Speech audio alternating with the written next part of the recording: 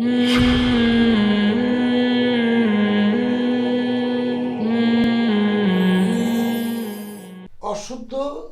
তিলাওয়াত করলে কেন নামাজ হয় না, এটা সাধারণ মানুষ না বুঝলে আলিমরা ভালো জানে। কারণ একটা অক্ষর ভুল করে পড়লে সে অক্ষরটা অন্য অক্ষর হয়ে যায়। যেমন এখানে কফ আছে, আমরা অনেকে কাপ পড়ি।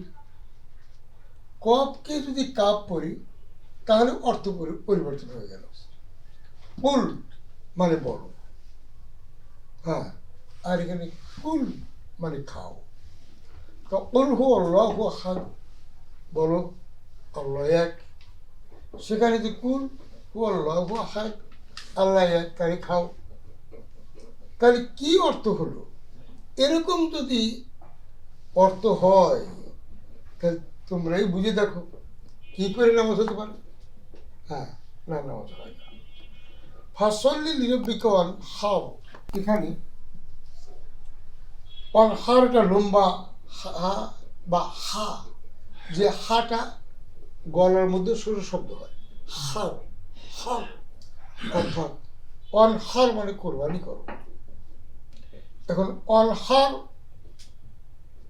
পড়তে গিয়ে যদি কেউ পড়ে অনহার, অনহার, অনহার শব্দের অর্থ ধমকাও। অনহার শব্দের অর্থ কি?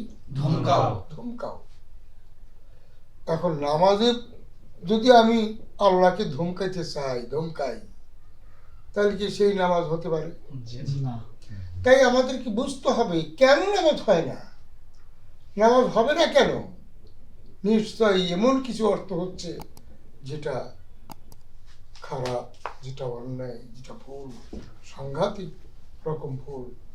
সেই সব কারণেই অর্থ পাল্টে যায়। এই জন্য ভুল করে তিলাওয়াত পড়লে নামাজ হয় না। তাই ভুল থেকে বাঁচার জন্য চেষ্টা করতে হবে। হয় সহি থাকতে হবে তোমার, না হয় কি করতে হবে, সহি করার জন্য চেষ্টা করতে হবে। এই দুইটা যে কোনো একটা, হয় তোমার সহি থাকতে হবে, না হয় সহি করার জন্য চেষ্টা করতে হবে। এই দুইটার মধ্যে যদি তুমি যে কোনো একটাই থাকো, তাই তোমার নামাজ হবে।